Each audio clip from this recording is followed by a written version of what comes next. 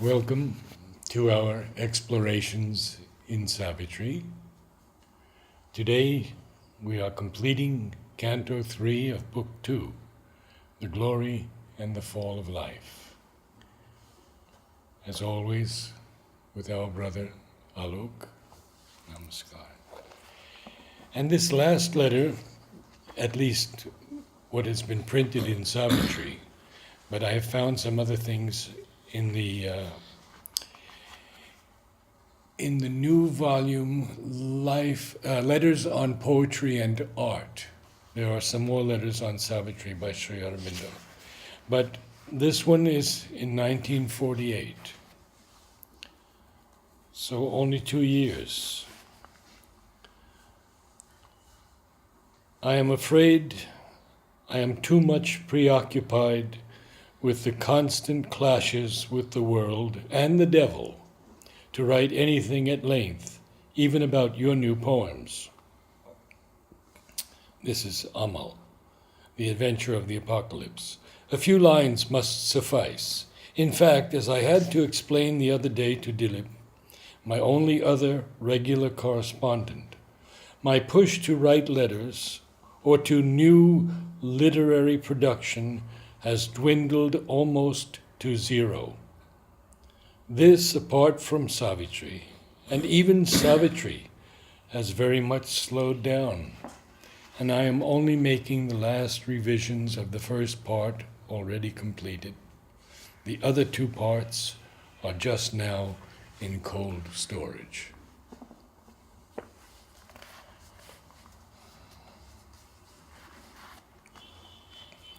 So we see how much he poured down in those last 2 years through Narad, his scribe, and we'll come to that later.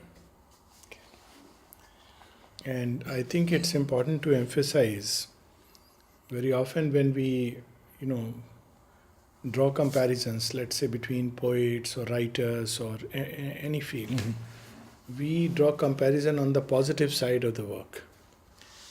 But there is another side of the work, the negative side of the work, which, as far as I know, very few have even dared to take up. So Sri Aurobindo had taken up even that side of the work, which was to clear the passage for the rest of humanity to follow, to enter into the darkness, as he said, grey and nude. Yes. So that's a whole side of Sri Aurobindo's work which is very difficult to define, describe, or even, speak about. Comprehend, yes. Because normally when we assess the work of a person, it's always the positive side, what the person has achieved or done. But this side, where there is an entire inner battle, siege, combat, and to navigate through that, to clear a whole journey for others to come, is something amazing. And I think that's what we see. We are going to start with almost a direct reference to that. Yes, yes. Although he once had felt the eternal's clasp. Of course, he here is Ashupati. Yeah. Although he once had felt the eternal's clasp, too near to suffering worlds, his nature lived. And where he stood were entrances of night. There we go. I think this is compassion. Just to be near us, to suffer us, to endure us. And Mother says, no, on the Samadhi, who have suffered all, endured all. Yes.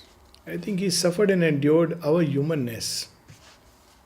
And entrances of night. And that word that we hear again and again, the Holocaust of the Supreme. Yes, Holocaust of the Supreme. It becomes very difficult to read after this. You are overcome by a different kind of emotion. Hardly too close beset by the world's care, can the dense mold in which we have been made return sheer joy to joy, pure light to light. At one place, the mother says this to a disciple. when he says that if people do not love us, what should we do? Should we not love them? And mother says, yes, but how much more you should return love when you receive love. One has never thought it like that. Yeah. When you receive love, it's obvious that the return has to be love. Yes. When you don't receive love, yes, you should give love, and that is something very nice. But very often in human life, earth nature, the divine pours light and we respond by doubt. The divine pours love and we respond with all kinds of complaints, misgivings. So human nature is not built like that. This mold cannot even understand the love of the divine. That also she speaks of several times, that the divine love is often felt by human beings as something very cold and remote. But it contains within itself a deep heart of love, gathers into itself universal pain. Yeah. Once again, the story of Shiva comes very handy. He's an ascetic of ascetics. So much so that it's very difficult even for the world mother to awaken and arouse him to love. Yet, when there is this, fight between the gods and the demons going on, and then they come together, so, it's a yagna. So, in the yagna, everybody gets his share of something like a prasadam. So, for Shiva, the prasad is poison. Everybody else gets nice things. The blue-throated Yes, ascetic. the blue-throated ascetic. But he says, okay, I must also take my share. And he takes the poison, Yeah. which comes from the bowels of the earth. This is love, this deep compassion. So, Similarly, Mother says about gratitude. yes, She says, people send me their gratitude for helping in a difficult situation, illness, or anything, but how few send their gratitude when nothing has happened. because it has been just taken away. What is worse is that when, because of intervention, things have happened and there is somebody else to whom the gratitude goes. But that's what earth nature is, and they know it. For its tormented will to think and live, first to a mingled pain and pleasure woke. Earth nature wakes up first to pleasure and pain. And still it keeps the habit of its birth. A dire duality is our way to be. So as of now, we still keep that atavistic habit. And Yes, when we speak of atavism, in psychotherapy we have this. So, people do past regression. They go back to, okay, in this life when you were a baby, you experience certain rude shocks or whatever, and therefore you have a warped personality. Then people went still further, past life regression. Not only this life, previous life. But the real problem is not about this life or past life. It's the nature of matter and earthly life. How far back we can go. So Mother takes us right through to the beginning of the journey, because matter contains this. It doesn't matter in one life you may or may not have experienced. It may not even be in a previous life, but it's the nature of earthly life. Matter has grown under that, that kind of stress of pain and suffering and duality. So that's how it responds. The moment we take up this cloak, it knows no other. And Nolini says the yoga now is hour to hour. Yes, hour to hour. And so now Sri Aurobindo, from another angle, because this truth he will reveal in different places, in different ways. This is another aspect, beauty of Sri Aurobindo, that he approaches the same problem from multiple sides, thereby making a complete picture. In the crude beginnings of this mortal world, life was not, nor mind's play, nor heart's desire.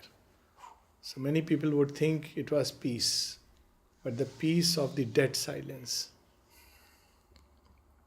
When earth was built in the unconscious void, and nothing was save a material scene, identified with sea and sky and stone,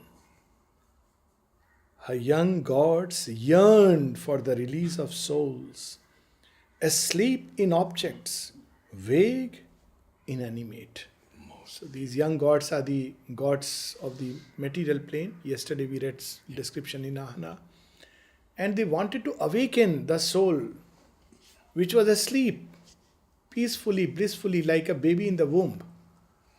But when a baby has to come out, there is stir, there is pain, there is labor. It's literally called labor pain, without the labor outwardly, the pain of birth. So suddenly they feel that there must be release of souls. In that desolate grandeur, in that beauty bare, in the deaf stillness, mid the unheeded sounds, heavy was the uncommunicated load of Godhead in a world that had no needs. Uncommunicated load. It's like someone who is burdened with anguish or inspiration and wants to express it, but is unable to express it. So it's another kind of angst that human beings experience very often, at least, in a different context, but essence is the same. I see people who go through a kind of depression. But this depression is simply because they are unable to express their true nature, which is held back within. It can be a very painful thing without really realizing, and they don't know why they are suffering. But this suffering is because something wants to release itself but is unable to release, either because the instruments are not ready or, it's not yet become ripened. That's why before people turn to yoga, there is a phase very often when people go through this kind of restlessness, this seeking, this feeling of being imprisoned. Mother speaks about all these things. And they don't quite know what's really brewing inside. And then one day it bursts open and there is a door and a light and a joy. For none was there to feel or to receive. It can be a very miserable situation when you want to give and there is none to receive. It's very...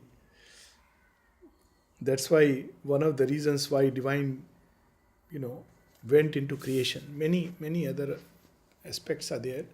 But at one place, Sri Aurobindo says that we can relate to the divine in many ways in the synthesis.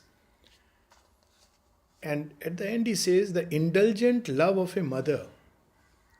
And then he says that, and the divine mother likes it to be so. That the soul comes to her in all kinds of difficulties and distress. Why? So that she can pour her heart of love on the creatures. So very often people ask, should we ask the mother this? Of course. Because she has come as mother. She has not come as a guru, as a teacher. But if we want to keep her as a guru, it's a letdown. She says that people insist on making me a guru. I can see now. So they want me to behave in a certain way as a teacher does. Sitting on pedestal, giving commands, do this, don't do this. She says, but I have the heart of a universal mother. So people could approach her for everything. And she likes it. That's the beauty. Yes. It's not that she doesn't like it. She likes it because she can pour her heart of love. Something I would say about what Mother said about the Samadhi too. She said, say everything to Sri Aurobindo. Yes. Tell him all your problems, your difficulties. Speak to him there. And once she was up looking from her room and she saw Mother push her child's head on the Samadhi. And she said, you see, they are already making a religion of it. Yes. And this thing about Samadhi, in fact, she goes on to say, now he is accessible to all. Yes. Readily accessible. Anyone can approach him for anything. Yes. And he hears, he listens, Yes. and responds. Immersed no more in matters. Okay, few lines above. This solid mass which brooked no throb of sense could not contain their vast creative urge. Immersed no more in matter's harmony, the spirit lost its statuesque repose. So this is also, this aspect of yoga, that in this yoga on one side, one has to bring out the inmost soul and open to the higher planes.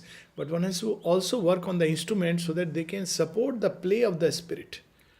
Otherwise, there will be increasing, disharmony and imbalance. So here, the spirit eventually broke free. And what happens as a result of it?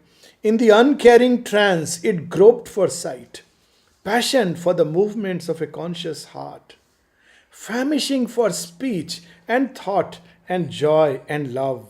In the dumb, insensitive wheeling day and night, hungered for the beat of yearning and response. All this is in a stone. We never see a stone like that. And that's why one can awaken it in a stone. This whole tantric puja of what is called as prana pratishtha, where you make an image, then you invoke the deity. And then for whatever days the deity is invoked, this image becomes, or an idol becomes, a means or a conduit to pour things upon the world. And Sri Aurobindo speaks about it, that there is a truth in it. Yes. He speaks about prana pratishtha, that there is a truth in it, that if you invoke and put it in, even it could be a piece of stone. But of course, they try to make the idol as much close to their own image. And then it can pour, but very difficult to keep it for long. That's why after a few days they take it for immersion, which is not a good thing. You feel sad, but this is the basis behind it.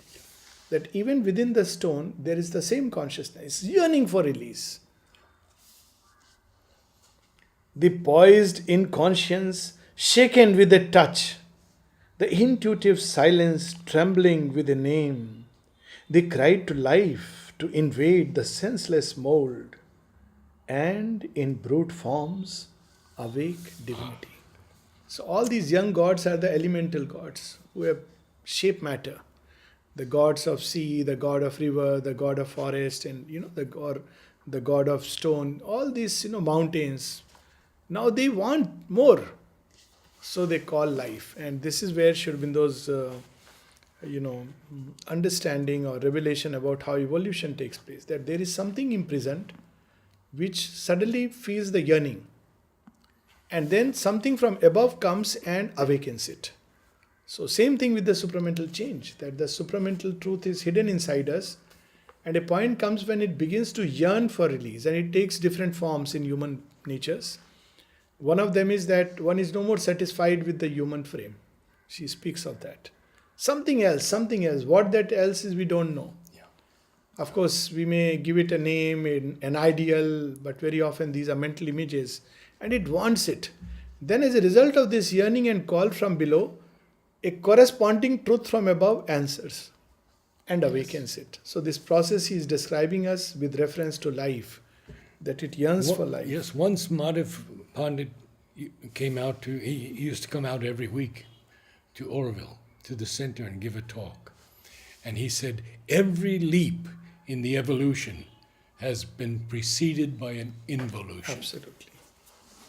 And a time comes when that which was involuted is ready now to emerge. And that's when we go through this evolutionary angst and a response from above. Yes. So, with reference to life, which of course is way back, this evolutionary leap would have taken place. A voice was heard on the mute rolling globe. A murmur moaned in the unlistening void. A being seemed to breathe where once was none. I felt this experience, on the shores of Ganges in Shivakashi. That's, not this Shivakashi, Shiv Ganga. That's near, Haridwar. So when you sit on the shores, they have some stones which contain moss, fresh moss. So looking at that stone covered with moss, I literally had an impression that it is breathing. It has come alive. Actually, that's how life comes. This algae, which is one of the first life forms to form. It suddenly comes alive. It begins to become, have a beauty. It begins to breathe. So it begins to breathe where once was none. Something pent up in dead insentient depths, denied conscious existence, lost to joy, turned as if one asleep since dateless time. This truth is revealed in many stories. a typical story where a princess is sleeping in her fortress for a long, long time, waiting for Prince Charming to come, who will come facing all the dangers and eventually come and wake her up with a kiss, and they will get married to each other. This story is symbolic of the same thing, that even though she is asleep, she is dreaming of this who will come and wake her up. So she is the nature at whatever level it is. And then after thousands of years, that prince will eventually come seeking under various circumstances, and then she will be asleep and the two will get married. So it's, all evolution is like that. Always aware of its own buried reality. What a powerful line this is. Aware of its own buried reality, remembering its forgotten self and right, it yearned to know, to aspire, to enjoy, to live. And there it is. So the first contact with this reality is that we become aware of something inside which yearns for release, its own forgotten self and right. Right. Life heard the call and left her native light. So then the gods of life will come, which Aurobindo will describe us in subsequent cantos. Overflowing from her bright, magnificent plain, on the rigid coil and sprawl of mortal space, here too the gracious, great-winged angel poured her splendor and her swiftness and her bliss. So we see these forms, living forms, which carry within them an inherent joy. Any living thing, you see, it's very interesting to see a new leaf come on a plant. Can fill your heart with joy. Or just seeing the green grass in the morning, it can fill the heart with joy, because it contains that life in its purity, which has just rushed down and awakened matter. Of course, you can feel it in pure matter also, looking at river, looking at a mountain, but this is so much more palpable, so much more easy to contact. Or just seeing a flower bloom. This, by the way, mother gives a cure for depression. So I can't say this. People come that look at a flower. But it's so true that if you look at a flower and look at it deep enough, it can cure us of many, that qualities of flower which spontaneously reveal the psychic presence in the vegetal kingdom. Looking at birds which fly or hearing their sounds, all this can fill us with life, hope, joy, will to live, because that's what life is about. And that's such a beautiful line, the next line. Hoping to fill a fair new world with joy. This is the characteristic movement of life. Joy and power, and of course, all else that accompanies it. And this is a beautiful line, as comes a goddess to a mortal's breast. How powerful this line is. It reminds me of this other long poem, Urvashi. So Urvashi is a very symbolic poetry, where Pururavas, who is the originator, among the originators of the Kaurava and Pandava clan, then it is no more Kaurava and Pandavas. And he marries Urvasi, who is a nymph from the heavens. So with great difficulty she comes, accepts. But she says, look, I have certain conditions. I will stay with you, but only if these, because earth is not ready to hold that light. Aurobindo has spoken of Apsaras as, they are basically carry within themselves that light. They are not bad beings as later mythologies portray. They are basically harbingers of light. Their dance is full of light. And how they come and suddenly awaken a heart to love, to joy. And here is this line, as comes a goddess to a mortal's breast. This whole story of Pururavas is very symbolic, and fills his days with her celestial clasp.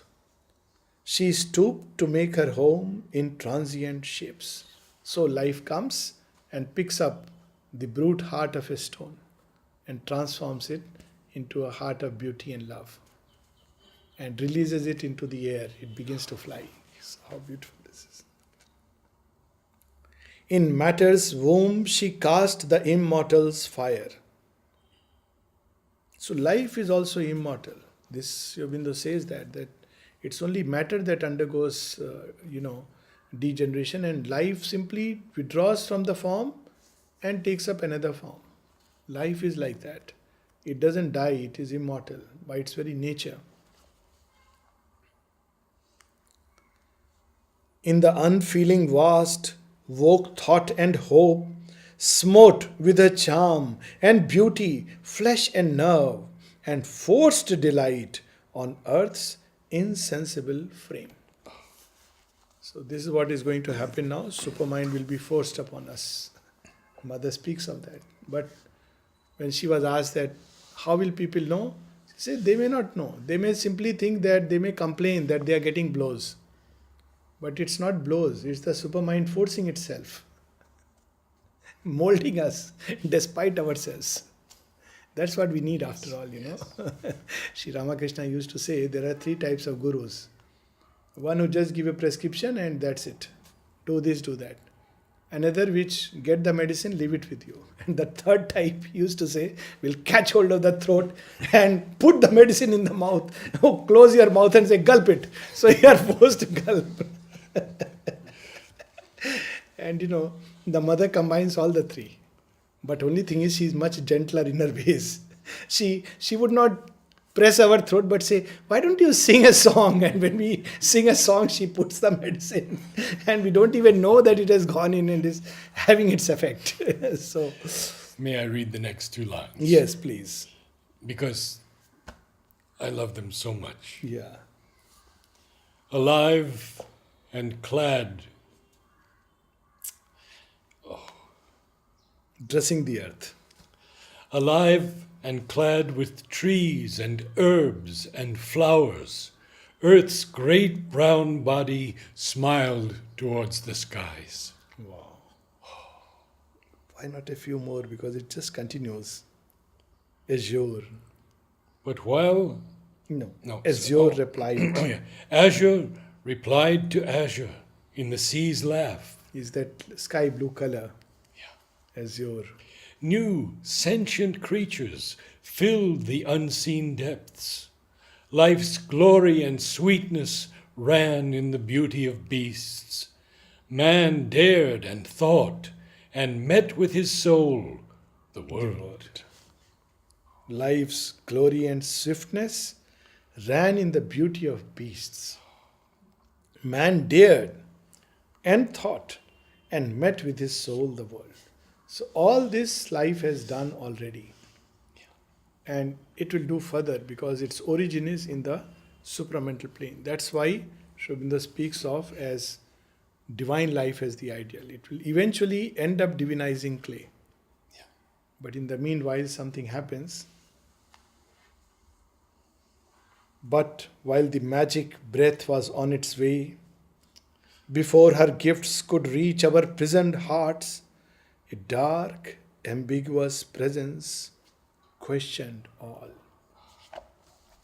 Mother speaks about it. In fact, at one place she says that it is as if some practical joker came and spoiled the play. Evolution was not meant to take this tortuous route. It was meant to be like a blossoming of the flower. So then when the disciple began to ask about metaphysical theories, he said, that's not important why it happened. The point is it has happened and what we can do now. So this is the most practical answer. Yeah. That why it has happened, there could be several things. We can speak of involution, we can speak of 100 things. But the fact is that at this point, this is how it is. And what we can do next, that's what is important. When we have arrived, we shall know. She says that. When we have arrived, we shall know. But at this point, this is the situation.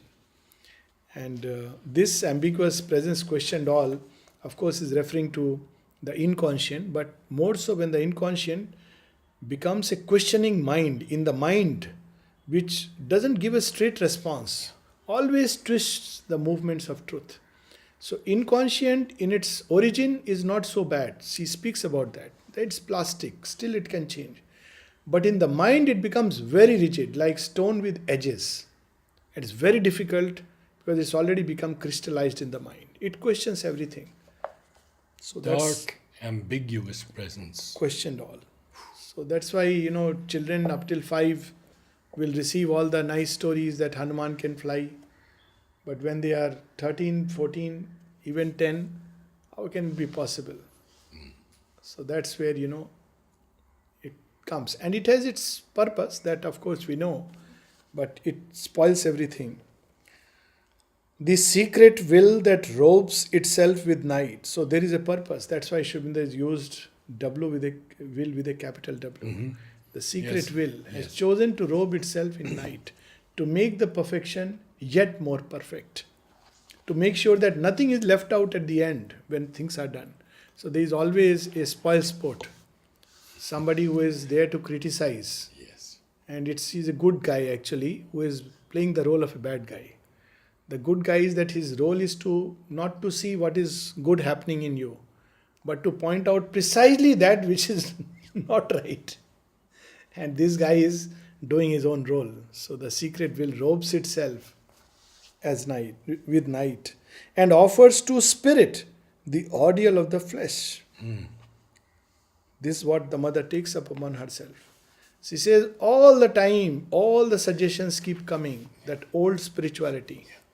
That all this is very fine. You can have as many experiences you want in the higher realms. But here, in matter, in the body, it is still the same. This was the challenge. And it won't change. It won't change. And people, keep on again and again. Spirituality means meditation. In, I think, 67, 68, maybe a little later, when architect of Aurobindo, so he, what was his name? Roger. So he asked the mother about, he wanted to know all about it, and says, I am getting interested in spirituality, so tell me about meditation and all. And Satprem would say that it's not like this. And then he recounts this to mother, that I told him, no, all that is gone, that is old spirituality. Now you have to open with trust. So she says, yes, mother says, yes, you are right. But it's very difficult to explain this. Because people want to do something. I want to meditate. Tell me a way, somebody who should initiate. And, people ask this question, how do I begin? Give me a technique. Give me a technique. And she says, it's none of that. Because all this will lead to inner experiences. That is all right. They will enrich the consciousness. But that is not what we want. And this is the difficult part. Offered to the spirit the ordeal of the flesh. Spirit is immortal, but tied to flesh, which is born, grows, decays, and dies. Spirit is ageless. Spirit is free from diseases. But the body with which it is identified is subject to all these things. Spirit is always in a state of delight, but the body experiences pleasure and pain. So the ordeal of the flesh it has to take upon itself. This is the cross, in Bible that we all have to bear. The mystic cross. Imposed a mystic mask of death and pain. Now this is the first reverse transformation. So what now they are doing, what we call as transformation, is actually putting things back into their true state. In turn now in the slow and suffering years, sojourns the winged and wonderful wayfarer, and can no more recall her happier state, but must obey the inert inconscience law. Insensible foundation of a world in which blind limits are on beauty laid, and sorrow and joy as struggling comrades live. Just what you said. Yeah. And this evil spell, this also comes in many stories, casting an evil spell. There are two stories which come to my mind. One is Ahilya, a great yogini, and she is given a curse and she becomes a stone. So it's like falling into a stone-like state. It's not like literally becoming physically a stone. To be redeemed by grace, she is yearning now once again. Another in Greek mythology, when Odysseus is returning. Ah, yes. So, Yes. This Circe. who would offer you nice things, goodies to eat, meat and wine and song. And then she had a magic wand, she would put it around and you will turn into swines. Of course, it's a symbolic thing. So Odysseus has heard about the song and he says, okay, he goes. And one of them has managed to escape because he didn't take the wine and suspected something. So Odysseus understands now the whole story. So he takes the wine, he eats the meat, but the moment she lifts the magic wand, he pulls his sword and says, you stop this. So it's very interesting story that he eats the meat, drinks the wine, but does not undergo the evil spell. So this transmutation or the reverse transmutation, that's what inconscient does. And this is what is fall in yoga because of the action of the inconscient and the resistance of the inconscient. A person who is full of faith suddenly can become full of doubts. A person who had so much love for the divine begins to be full of complaint and grudging, and all this can happen. It's known in yoga because the inconscient suddenly has an upper hand. Of course, these are all temporary movements, but best avoided. So here, a dim and dreadful muteness fell on her. Abolished was her subtle mighty spirit, and slain her boon of child god happiness, and all her glory into littleness turned, and all her sweetness into a maimed desire. It has to recover it through remembrance, through this also very interesting. I am reminded of another story, so many stories from different angles. So there is the story of Hanuman in Indian mythology. So he actually represents the power of life in its fullest. He is the child of wind god. And in his childhood itself, he is endowed with tremendous energy and capacities. So much so that he overshoots the frame and begins to upset the world order because of this tremendous impetus that he brings. Somebody flying to eat the moon. So Indra hits him and he falls to the ground and he actually dies, but he's revived by Shiva. But the story goes that since Indra's thunderbolt struck his this part, chin, that's how he's called Hanuman. This is the Hanu. So it struck, so it's Hanuman. But he forgets all about his strength. So he lives like an ordinary monkey running from here to there. He doesn't know that he is so strong. So how to revive this strength again? Because we are all under this kind of spell that we are incapable, we are useless. So in the story there is a great clue. When the time comes for the great leap across the ocean to search for Sita, Hanuman is sitting like an ordinary monkey. And Jamban says, Hanuman, you can do it. He says, no, you are telling me I am an ordinary monkey. I have come here somehow. But you expect me to take this leap? Of course you can take it. I can't take it. He says, for the sake of Lord Rama, you can take it. By the will of Rama, you can take it. By the grace of Rama, you can take it. And then he suddenly is reminded who he is. And he takes the leap and comes back. So this through story is that, life has undergone such a change that it has become so little, tied around little things, pettinesses. But when it is at the service of the divine, Mother has said that this is one of the ways to transform. When it puts itself at the service of the divine, automatically it undergoes that change and remembers and is capable of doing things which ordinarily it could not. Yes. So, that's what. And all her sweetness into a maimed desire. And what has become here to feed death with her works is here life's tomb. Every moment we are living and every moment we are also feeding death. This is the unfortunate part. So veiled was her immortality that she seemed inflicting consciousness on unconscious things. This how we respond to divine touch. No, don't wake us up. We are very fine in our little comfort zones. We have a system of theory, psychoanalysis, materialism, positivism, this world, that. What is this new thing Sri Aurobindo brings? It's like painful. Because the moment we are aware, we have to make an effort. We don't want that. We want to live in a comfort zones. And stone lives in a comfort zone. But when life comes, it prods it to fly, to run, to breathe, to do effort. And therefore it looks like infliction. Look at the word.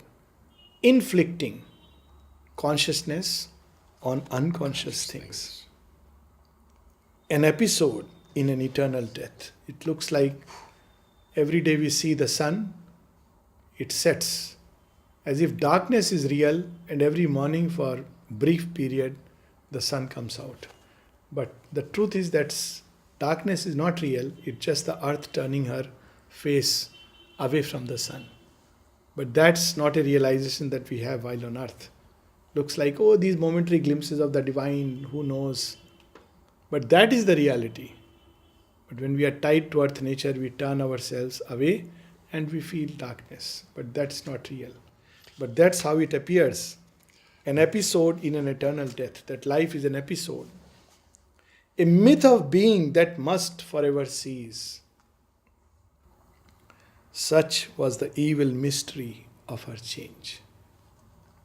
And Sri Aurobindo comes to redeem it. We'll read last 4 lines and stop. So veiled was her immortality that she seemed inflicting consciousness on unconscious things. An episode in an eternal death. A myth of being that must forever cease. Such was the evil mystery of her change. With this ends the canto, the glory and the fall of life.